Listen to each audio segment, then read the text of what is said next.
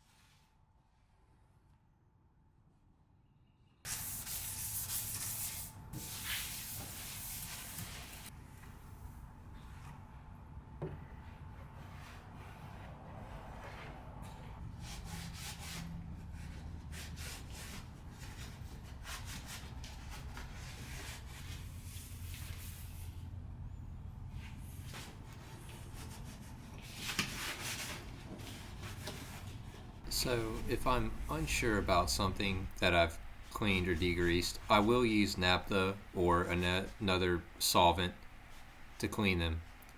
And before I got started with the sanding, that was exactly what I did with these doors. I just, I just, you can kind of feel the grease or something on them, and you just never really know. And sometimes you won't know for, a year or two, and then all of a sudden the spot will bubble off. But just to be safe, I'll just take a little bit of naphtha or whatever and, wipe it on there, clean it all off, make sure it feels like it's a solid piece of paint.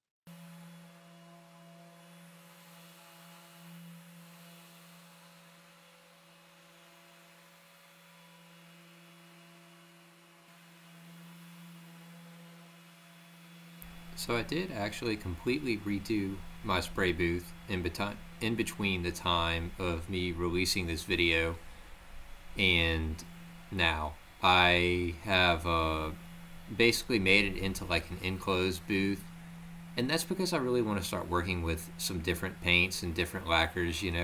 I want to get into some of the European products and some of the Italian water-based products and stuff like that.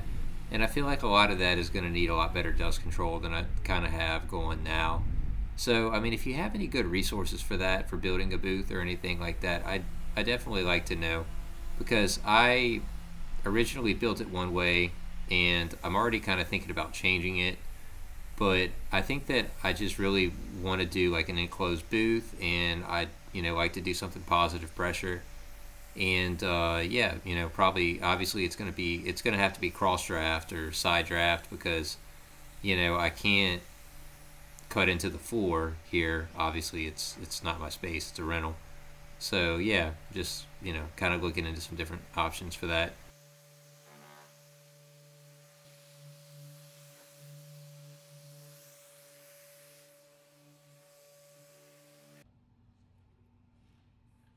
So typically, I'll sand everything with 220.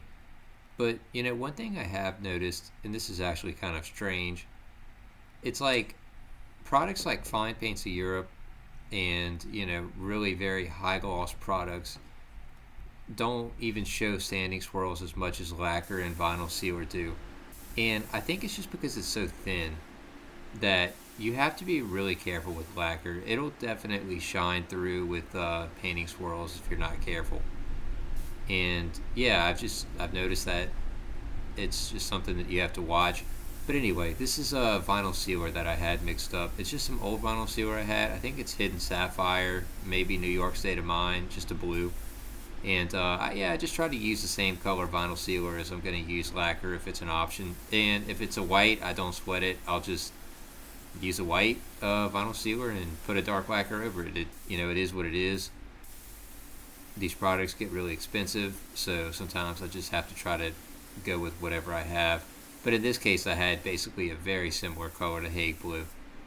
And yeah, this is vinyl sealer. It's got about 30% thinning, probably about 15% retarder, and 15% lacquer thinner.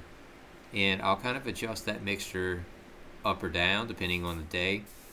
If it's colder, it'll be more thinner and less retarder. And if it's a lot hotter, then it'll be almost all retarder. So yeah, that's just I guess I break rules here, and I kind of just do what works. And it's Louisiana, and it's 100 degrees in your shop. You just really can only do what you can do.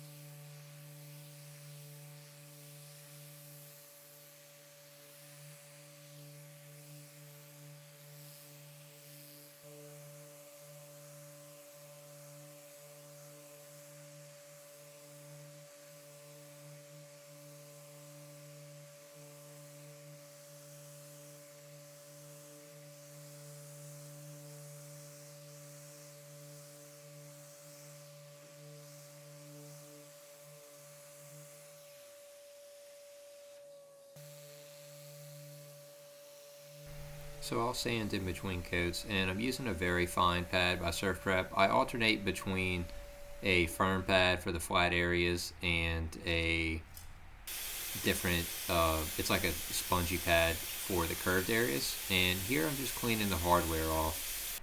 I didn't actually end up using them, but I just wanted to show you how I kind of get a shine to them. And it's just using Barkeeper's Friends and a Scotch Brite, and I'll just scrub them. That's really all there is to it. If it's a solid brass hardware, not plated, I will use a brass wire wheel to get them clean, but this was not the case. These are just plated. So you got to be a little bit more delicate.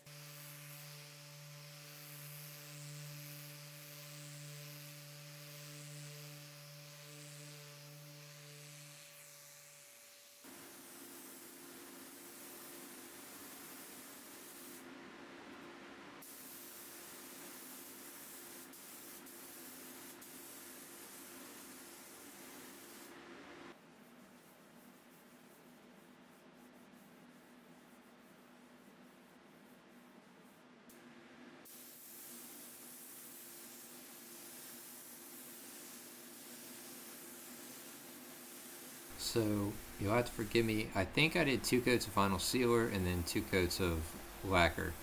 Well, I know that's what I did, but the only thing is that it's hard to really tell because the lacquer is such a similar color. But yeah, I think this is the vinyl sealer again. And I know that I flipped the door over and had to spray it again because, I didn't put them on the hanging system. I just left them laying flat and then just waited for them to dry enough and then just flipped them over and sprayed the back or the front or whatever.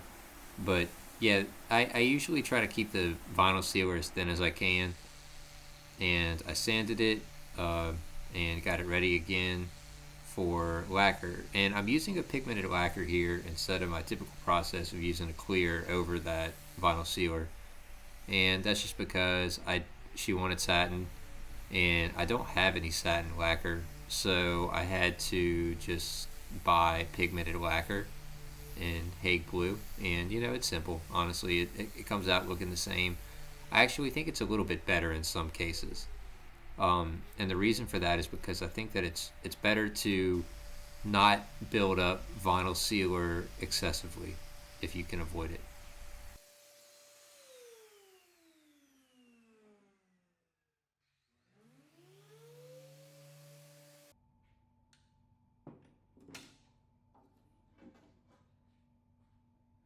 Okay, so here's the lacquer in Hague blue, and I'm just mixing it and getting it ready. And I usually try to use about the same mixture as I do for vinyl sealer, 15 15, half lacquer thinner, half retarder, and then 70% material.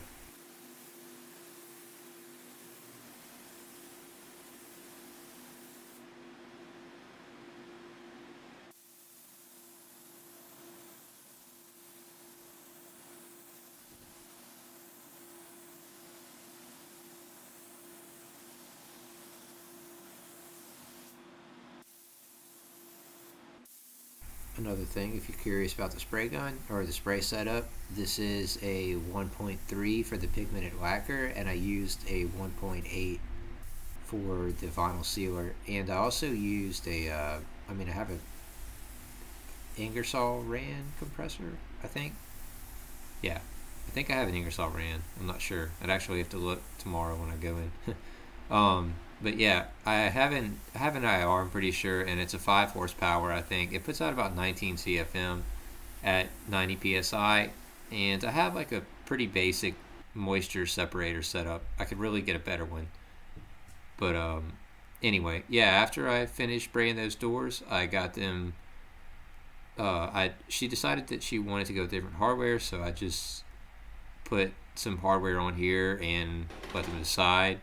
And then I got everything back together and got it ready to ship out and package up. I'm happy with the way it came out. The satin lacquer is definitely a lot more forgiving than the gloss is. But yeah, that's really about it for this video. So, I have some more videos coming out soon. I have one using fine paints of Europe for the first time. So if that's something you're interested in, please subscribe, and thanks for watching.